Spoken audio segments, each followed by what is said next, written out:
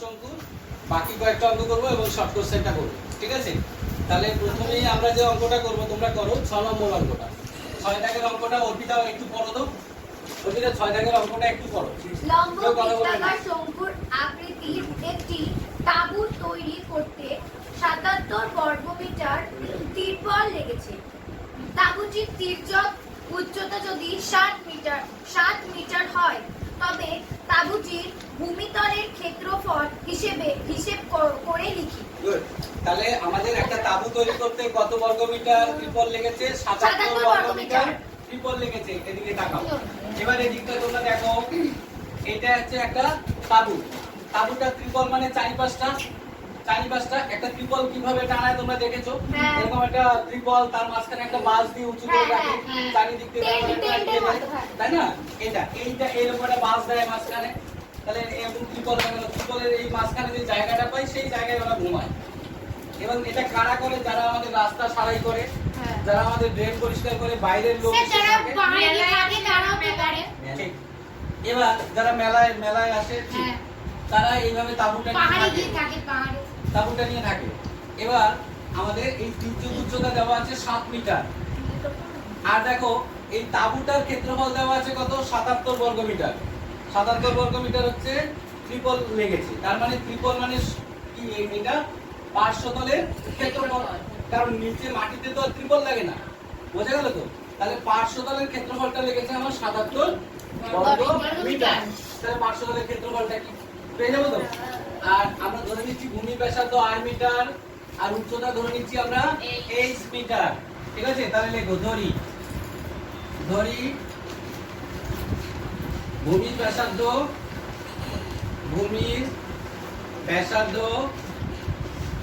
Equal to r metre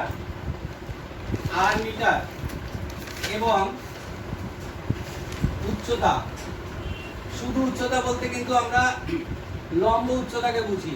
আমি বারবার বলেছি, শুধু উচ্চতাকে বলতে আমরা লম্ব উচ্চতাকে বুঝি, আর তির্যক উচ্চতা যখন হবে তখন সেটা বলেই দেবে, ঠিক আছে? তাহলে পার্শ্বতলের ক্ষেত্রফল কত? পার্শ্বতলের ক্ষেত্রফল সমান পাই আর এল এত বর্গ মিটার। পাই আর এল এর মান কত? 7 মিটার। এল এর মান কত? 7। ঠিক আছে? এল এর মানটা 7। অর্পিতা দেখো না, এল এর মানটা 7। বুঝতে পারছো? বিদিকা বুঝতে পারছো? স্যার এল মানে কি বুঝবো? তির্যক উচ্চতা। এল মানে তির্যক উচ্চতা। এল এর মান 7 বর্গ মিটার। তোমরা দেখে নাও। আচ্ছা, পাই এর জায়গায় যদি আমরা লিখে নিতাম এখানে 22 এর 7, তাহলে কি হতো? 7 কেটে যেত। তাহলে 22 আর বর্গ মিটার আমার হতো, তাই তো নাকি? এবার এই যে 22 আর পার্শ্বতলের ক্ষেত্রফল আমি বের করলাম, এটাই হচ্ছে আমার মান দেওয়া আছে কত? 77 বর্গ মিটার, তাই না? তাহলে শর্তানুসারে আমি লিখবো, শর্তানুসারে কি লিখবো? দেখো, শর্তানুসারে 22 আর ইকুয়াল টু 77 বা আর ইকুয়াল টু 77 ভাগ 22, ঠিক আছে? তাহলে আমরা কি দেখতে পাচ্ছি? 7/2। তাহলে আমরা দেখতে পাচ্ছি 11 দিয়ে যদি কাটি, 11 দিয়ে যদি 22, 7 11 77, তাহলে আর ইকুয়াল টু পাচ্ছি 7/2। আচ্ছা, এবার আমাদের এখান থেকে চেয়েছে কি? ভূমিতলের ক্ষেত্রফল। তাহলে ভূমিতলের ক্ষেত্রফল কত? সুতরাং ভূমিতলের ক্ষেত্রফল চেয়েছে। আচ্ছা, ভূমিতলের ক্ষেত্রফলের সূত্র কি অভিজিৎ? পাই আর স্কয়ার। গুড। পাই আর স্কয়ার। এত বর্গ একক। পাই মানে 22 এর 7, আর আর মানে কত? 7/2, তার হোল স্কয়ার। 7/2 তার হোল স্কয়ার, ঠিক আছে? এই মানটা তোমরা নিচে টুকবে, আমি উপরে চলে যাচ্ছি, ঠিক আছে? তাহলে দেখো এর পরের লাইন 22 এর 7 ইনটু এটা 7/2 কবার লিখবো? দুবার। 7/2, তাই তো? 7/2 দুবার লিখছি। এবার 7 7 একটা কেটে যায়, 2 দিয়ে 22 কে কাটলে 11, আর কাটাকাটি যায় যায় না, তাহলে কত হচ্ছে 7 11 77 ভাগ 2, তাহলে 2 দিয়ে এটাকে ভাগ করলে 3 দুগুণে 6, 1 8 দুগুণে 16, 1/2 এত বর্গ মিটার। এটা উত্তর আমাদের, এটা উত্তর। ক্লিয়ার? কে বলছে এই অঙ্কটা বলো? তার কোনো অসুবিধা আছে? না। গুড। এবার প্রিয়াঙ্কা, তুমি একটা অঙ্ক করো, তুমি 10 এর অঙ্কটা পড়ো, তারপরে আমরা সব কোশ্চেনে যাব। 10 এর অঙ্কটা খুব ইম্পর্টেন্ট, পড়ো 10 এর অঙ্কটা। লম্ব বৃত্তাকার শঙ্কু আকৃতির একটি তাঁবুতে 11 জন লোক আচ্ছা থাকতে এক পারে। মিনিট, আমি মুছে দেবো। হ্যাঁ স্যার। ঠিক আছে, এবার 10 এর অঙ্কটা পড়ো। লম্ব বৃত্তাকার শঙ্কু আকৃতির একটি তাঁবুতে 11 জন লোক থাকতে পারে। প্রত্যেক লোকের জন্য ভূমিতে 4 বর্গমিটার জায়গা লাগে এবং 20 ঘনমিটার বাতাসের প্রয়োজন। ঠিক এই 11 জন লোকের জন্য নির্মিত তাঁবুর উচ্চতা নির্ণয় করুন। হ্যাঁ, এটাও একটা তাঁবুর অঙ্ক, তাই তো? এবার এখানে তাঁবুতে 11 জন লোক থাকতে পারে। তাঁবুটা, এই একটা তাঁবু টানালাম, এই তাঁবুতে এখানে বলছে এখানে 11 জন লোক বসতে পারে। তাঁবুটা তো এইভাবে টানানো হলো, তাহলে মাটিটা যে জায়গাটা দখল করলো সেই জায়গাটায় 11 জন লোক বসতে পারে। তার মানে এর যা ক্ষেত্রফল, 11 জন লোক বসার ক্ষেত্রফলটা কি হবে? সমান হবে। একজনের বসতে কত বর্গ মিটার জায়গা লাগে? 4 বর্গ মিটার লাগে বসতে এক একজন মানুষের কত বর্গ মিটার জায়গা লাগে? 4 বর্গ মিটার জায়গা লাগে। তাহলে কতজন আছে? 4 11 44 4 11 44 বর্গ মিটার জায়গা লাগবে। তাহলে 11 জন লোকের বসতে কতটা জায়গা লাগবে আমরা পেয়ে গেলাম। তাহলে ভূমির ক্ষেত্রফল, তাই তো? আচ্ছা, আমরা এটা কি ভূমির ব্যাসার্ধ, এটা কি তির্যক উচ্চতা, এটা কি h মানে লম্ব উচ্চতা। এবার প্রথমেই আমরা ভূমিতে কতজন লোক থাকতে পারে, বসতে পারে? 11 জন। তাহলে ভূমিতে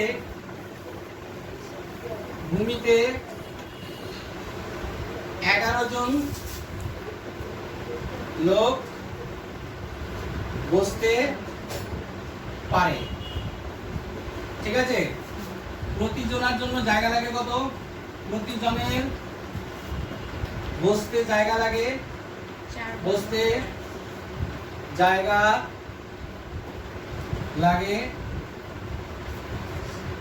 লাগে 4 বর্গ মিটার।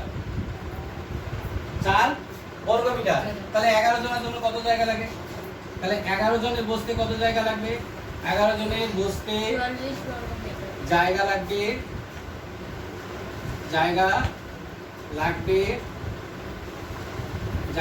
কত? 11 গুণ 4, তাই না? 44 বর্গ মিটার। এই পর্যন্ত তাহলে অসুবিধা নেই তো? তাহলে 44 বর্গ মিটার জায়গা লাগবে। তার মানে এই নিচে যে জায়গাটা, সেই জায়গাটায় ক্ষেত্রফল কত? 44 বর্গ মিটার। আবার এই ভূমির ক্ষেত্রফলের মান কত? পাই আর স্কয়ার। তাহলে শর্তানুসারে কি লিখবো? পাই আর স্কয়ার ইকুয়াল টু 44। বুঝে গেল? সেখান থেকে আমি আর এর মানটা পেয়ে যাব। ক্লিয়ার? তাহলে লিখো শর্তানুসারে। এবার লিখো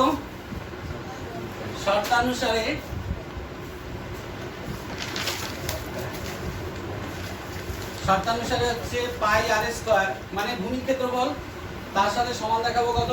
44 বা পাই মানে 22 এর 7 into r square equal to 44 বা r square equal to 44 into এই 22 এর 7 এদিকে গেলে 7 উপরে যাবে, 22 নিচে যাবে, 22 দিয়ে এটাকে কাটলে কত হয়? 2, 22 দুগুণে 44, তাই তো? তাহলে আর স্কয়ারের মান কত পেলাম আমি? 14। আর স্কয়ারের মান পেলাম 14। এই পর্যন্ত আমরা রেখে দিই। স্যার কেন? তাহলে পাই এদিকে পাই এ যাবে না, r is equal to root। তাহলে r সমান সমান কত লিখতে পারি? root over 14 বা ক্লিয়ার? তার মানে আমার না 14 কি করে 7 তো 49 তো মিটার বাতাস প্রয়োজন। তার মানে এক এক জনের জন্য কতটা বাতাস প্রয়োজন? 20 ঘন মিটার। তাহলে 11 জনের জন্য কতটা দরকার? ইনটু 11। তাহলে সেটা কি হবে? আয়তন। আমাদের কতটা বাতাস প্রয়োজন, বুঝা গেছে তো? তাহলে শর্তানুসারে, দ্বিতীয় শর্তানুসারে লিখবে। এটা তোমরা প্রথম শর্তানুসারে লিখতে পারো, ঠিক আছে? এবার দ্বিতীয় শর্তানুসারে ডাইরেক্ট লিখবো, তখন আর বের করবো না ওইভাবে ভেঙে ভেঙে। তাহলে লিখো দ্বিতীয় শর্তানুসারে। আচ্ছা বিদিকা, তুমি বলতে পারবে শঙ্কুর আয়তন সূত্র কি? 1/3 পাই আর স্কয়ার এইচ। এটা হচ্ছে আমার শঙ্কুর আয়তনের সূত্র।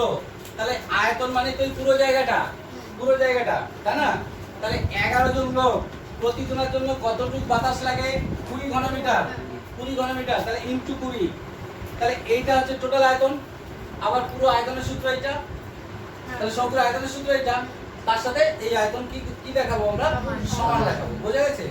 একজনের জন্য 20 ঘনমিটার বায়ু লাগে, তাহলে 11 জনের জন্য কতটা লাগে? সেটাই পুরোটাই আয়তন। সেটাই হচ্ছে তার আয়তন, পুরো তাঁবুটার আয়তন। আর পুরো তাঁবুটার আয়তনের সূত্র হচ্ছে 1/3 পাই আর স্কয়ার এইচ। সেখান থেকে আমরা দেখো এইচ পেয়ে যাবো, বা তাহলে 1/3 পাই মানে 22/7 ইনটু এই দেখো আর স্কয়ার। অর্পিতা, এই যে আর স্কয়ার, মান কত ছিল? 14। ডাইরেক্ট 14 বসাবো। বোঝা গেল? হ্যাঁ। Equal into H equal to 11 into 20। 11 into 20 আবার সবাই দিতে স্যার এখন যদি আউটে যদি আমি রুট করে নিতাম, হ্যাঁ, তাহলে আবার এখানে রুট লিখে স্কয়ার লিখতে হতো। আবার সেই 14ই আসবে, তাই না? কোনো অসুবিধা নেই। বা 7 দিয়ে আমি যদি 14 কে কাটি 2 হবে, তাহলে 22 দুগুণ 44 হবে বাই 3। আমি এই সমান ডাইরেক্ট লিখছি। তাহলে উপরে হচ্ছে 11 ইনটু 20 আর 3টা নিচে আছে, এ উপরে চলে যাবে। আর এদিকে 22 আর 2 নিচে চলে যাবে। 22 ইনটু 2। তোমাদের কোনো অসুবিধা আছে? না। যারা উপরে আছে তারা ডান দিকে সাইড চেঞ্জ করলে কোথায় যাবে? উপরে নিচে। করে নিচে যাবে, স্যার নিচেরটা 15 উপরে স্যার যাবে। 15 आंसर। বাহ, তাহলে 11 দিয়ে এটাকে কাটলে 2। আচ্ছা 2 দিয়ে 20 কে কাটলে 10, 2 দিয়ে 10 কে কাটলে 5, 3 5 15। তাহলে h ইকুয়াল টু 15। বাহ, ও খুব তাড়াতাড়ি উত্তর বের করে দিয়েছে প্রিয়াঙ্কা। তার মানে 15। তার মানে আমাদের চেয়েছে তাঁবুর উচ্চতা নির্ণয় করো। তাহলে তাঁবুর উচ্চতাটা হয়ে গেল। তাহলে উত্তর লেখো। সুতরাং তাঁবুর উচ্চতা 15 মিটার। লেখো তাঁবুর উচ্চতা 15 মিটার। উত্তর তাঁবুর উচ্চতা 15 মিটার। কারো কোনো অসুবিধা আছে? শর্ট কোশ্চেনে চলে যাচ্ছি। 13 রে আমি বলছি শর্ট কোশ্চেন গুলো। হ্যাঁ, তোমরা শুধু মন দাও এবং তোমরা নিজেরা পড়ো। আমার পড়ার সঙ্গে সঙ্গে তোমরা পড়ো। একটা লম্ববৃত্তাকার শঙ্কুর তির্যক উচ্চতা হচ্ছে 15 সেন্টিমিটার। তাহলে তির্যক উচ্চতা হচ্ছে এল এর মান 15। দেখো শর্ট কোশ্চেন কিভাবে করতে হয়? শর্টে লিখে করতে হবে, তাই না? এটা কিন্তু লেন্থি আকার হবে না। তাহলে এত সেন্টিমিটার। সবাই এদিকে দেখো। তৃষা, ভূমিতলের ব্যাসার্ধ 16 সেন্টিমিটার, ব্যাসের দৈর্ঘ্য 16। তাহলে ভূমির ব্যাসের দৈর্ঘ্য যদি 16 হয়, তাহলে ব্যাসার্ধ কত হবে? 16/2। তার মানে 8 সেন্টিমিটার। ডাইরেক্ট করছি কিন্তু এবার। আর কি? শঙ্কুটির পার্শ্বতলের ক্ষেত্রফল। পার্শ্বতলের ক্ষেত্রফলের সূত্র কি? পার্শ্বতলের ক্ষেত্রফল। পার্শ্বতলের ক্ষেত্রফল হচ্ছে পাই আর এল। এত বর্গ একক। যদি আমরা মান না বসাই তাহলে লিখবো একক। যখন মান বসাবো তখন মানটা যে এককে থাকবে। আচ্ছা তোমরা অপশনের দিকে একটু তাকাও। অপশনে দেখো পাই এর মানটা পাই আকারেই রেখেছে। তার মানে পাই এর জায়গায় 22 এর সাথে লিখে নি। তাহলে আমরাও লিখবো না, পাইটা রেখে দেবো। কিন্তু আর এর মান কত? 8। কিন্তু এল এর মান কত? 15। তাহলে 8 15 কত? 120 পাই। এটা উত্তর। এত বর্গ সেন্টিমিটার। এত বর্গ সেন্টিমিটার। সি এরটা উত্তর। তার মানে এটা কত নম্বর হলো? সি। পরিষ্কার? তাহলে দেখো শর্ট কোশ্চেন কত শর্টে করতে পারো। এবার চলে আসো বৃত্তাকার শঙ্কু। এই একটা লম্ববৃত্তাকার শঙ্কু, তাই না? আর এই আর একটা লম্ববৃত্তাকার শঙ্কু। তাহলে দেখো তাদের আয়তনের অনুপাত। তাহলে এর আয়তন যদি v1 বলি, v1 বাই এটা v1, এটা হচ্ছে v2। তাহলে v2 তার মান কত দেওয়া আছে? 1/4। বা v1 মানে এর আয়তনের সূত্র কি? 1/3 পাই এর 8টা ধরবো r1 আর এর 8টা ধরবো আমরা r2। ক্লিয়ার? তাহলে r1 1/3 পাই r স্কয়ার h মানে h1। ঠিক আছে? কারণ এটার উচ্চতা ধরবো h1 আর এটার উচ্চতা ধরবো h2। ক্লিয়ার? হ্যাঁ। বাই এটা হচ্ছে 1/3 পাই r2 স্কয়ার ইনটু h2। এর মান হচ্ছে 1/3 4। দেখো 1/3 পাই 1/3 পাই কেটে যায়, তাহলে আমার পরে দেখো পাই পাই কেটে যায় স্যার। তাহলে r1 বাই r2 তার স্কয়ার ইনটু থাকে আমার h1 by h2 equal two থাকে 1/4। ব্যাস এই পর্যন্ত রেখে দেবো আমরা, এই পর্যন্ত আমরা এটা রেখে দেবো। ক্লিয়ার? এবার পরের পার্টটা বলেছে ভূমিতলের ব্যাসার্ধের দৈর্ঘ্যের অনুপাত। ব্যাসার্ধের দৈর্ঘ্যের অনুপাত মানে হচ্ছে r1 বাই r2 এর মান বলেছে কত, 4/5। কত বলেছে? 4/5। দেখো তাহলে r1 বাই r2 এর জায়গায় আমি কি বসাতে পারি? 4/5 4/5 তার হোল স্কয়ার। 4/5 তার হোল স্কয়ার। দেখো এটাই আমি উপরের লাইনে লিখছি, তোমরা নিচে নিচে যাবে, হ্যাঁ এর নিচে। বা r1 বাই r2 জায়গায় লিখবো 4/5 তার square into h1 by h2 equal to হচ্ছে 1/4। তাহলে আমরা এখান থেকে পেয়ে যাব h1 by h2 equal two 1/4 into 25/16। কারো কোনো অসুবিধা আছে?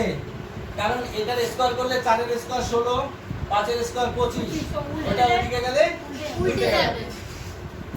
তাহলে আমরা অনুপাতটা পেলাম h1:h2 ইকুয়াল টু 25:4 নিচে দেখো উপরে হচ্ছে 25 × 1 মানে 25, আর নিচে হচ্ছে 4/64 মানে 64। ঠিক আছে? গুণ হয়ে গেছে। হ্যাঁ গুণ হয়ে গেছে। হ্যাঁ গুণ হয়ে গেছে। তাহলে এই উত্তরটা আছে আমার ডি তে, তাই তো? এটা আছে আমার ডি তে। ডি তে। একটি লম্ববৃত্তাকার শঙ্কুর ব্যাসার্ধের দৈর্ঘ্য একই রেখে উচ্চতা দ্বিগুণ করলে শঙ্কুটির আয়তন বৃদ্ধি পায়। হ্যাঁ কত বৃদ্ধি পায়? আয়তন প্রিয়াঙ্কা লিখে, অর্পিতা লিখে, আয়তন কত বৃদ্ধি পায়? ব্যাসার্ধের দৈর্ঘ্য যদি একই রেখে উচ্চতাটা দ্বিগুণ করা হয়। তোমরা যখন পড়বে কেউ বা আমি পড়বো, তোমরা নিজেরাও দেখবে বইটা, ঠিক আছে? কথা না বলে বইটা দেখবে। এবার আয়তনের সূত্র কি বলো? আয়তনের সূত্র কি? 1/3 পাই আর স্কয়ার। এটা। হ্যাঁ এবার আমাকে কি বলেছে? আমাকে বলেছে ব্যাসার্ধ একই রেখে, তার মানে ব্যাসার্ধ চেঞ্জ হবে না, পাই আর স্কয়ার থাকলো। উচ্চতাটাকে কত করলাম আমরা? দ্বিগুণ করলাম। উচ্চতা দ্বিগুণ মানে 2h যদি হয়, উচ্চতাটা যদি 2h হয় তাহলে আয়তন কত হয়ে যাচ্ছে? 2/3 পাই আর স্কয়ার h হয়ে যাচ্ছে নাকি? তাহলে আয়তনটা এটা হয়ে যাচ্ছে তো, সে 2h। তার মানে আয়তনটা দ্বিগুণ হয়ে যাচ্ছে। আয়তনটা দ্বিগুণ হয়ে তাহলে বেড়েছে কতটা? এইটা মাইনাস আগেরটা, তাই না? তাহলে এটা হচ্ছে আগের আয়তন আর এটা হচ্ছে পরের আয়তন। পরের আয়তন হয় কত? পরের আয়তন হচ্ছে, এটা লিখো পরে আয়তন, আর এটা হচ্ছে আগে আয়তন। আগে মানে প্রাথমিক অবস্থায়, প্রাথমিক অবস্থায় আয়তন আমার এইটা, কিন্তু যখন আমার দ্বিগুণ করে দিলাম এই উচ্চতাটা, তখন আয়তন হলো এটা। তাহলে বৃদ্ধি পায় কতটা? বৃদ্ধি পায় কি বৃদ্ধি পায়? আয়তন, তাই না? তাই আয়তন বৃদ্ধি পায় হচ্ছে কতটা? 2/3 পাই আর স্কয়ার h মাইনাস 1/3 পাই আর স্কয়ার h। দেখো লসাগু করলে 3 লসাগু, 2 - 1 মানে 1, তার মানে আমার 1/3 পাই আর স্কয়ার h এটুকু বৃদ্ধি পায়। তাহলে এটা কার উপরে বৃদ্ধি পায়? এই বৃদ্ধিটা এটা কার উপরে বৃদ্ধি পায়? প্রথমে যেটা ছিল তার উপরে, তাই না? তাহলে বৃদ্ধির হার কত? এটা বাই এটা ইনটু 100%, হ্যাঁ তাই না? হ্যাঁ। তার মানে বৃদ্ধির হার আমরা কি লিখবো? লেখো বৃদ্ধির হার।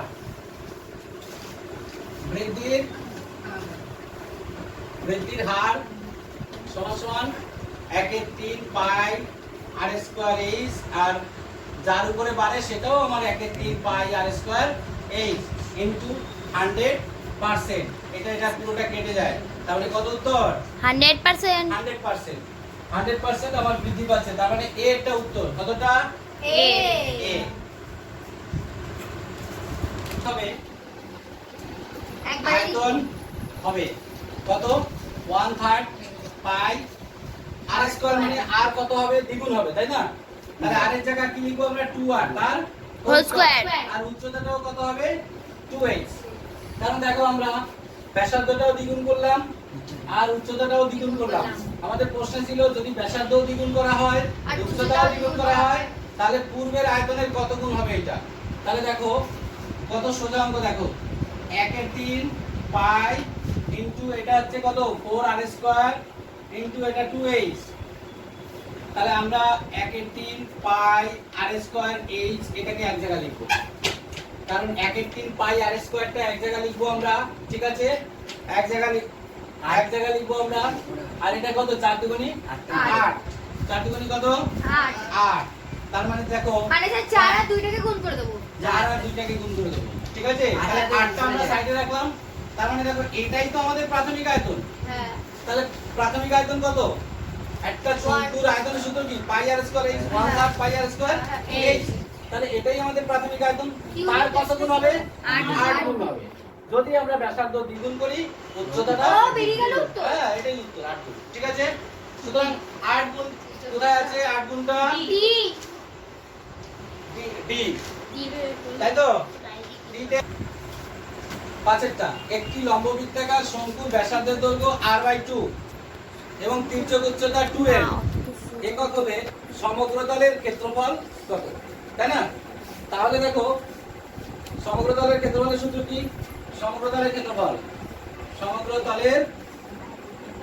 লেখো সবাই। সমগ্র তলের ক্ষেত্রফলের সূত্র কি? কে বলবে? পাই r into r plus l। এখন এখানে এই তো সূত্র আমরা জানি। এখন আমাদের কন্ডিশন হচ্ছে ব্যাসার্ধ হচ্ছে r/2 আর উচ্চতা হচ্ছে 2l। তাহলে ব্যাসার্ধের জায়গায় r/2 লেখো, পাই r/2, এটা হচ্ছে কন্ডিশন। এখানেও r/2 প্লাস l এর জায়গা হচ্ছে 2l। এই এবার আমাদের অপশন কিভাবে সাজানো আছে একটু দেখে নিয়ে আমাদের করতে হবে।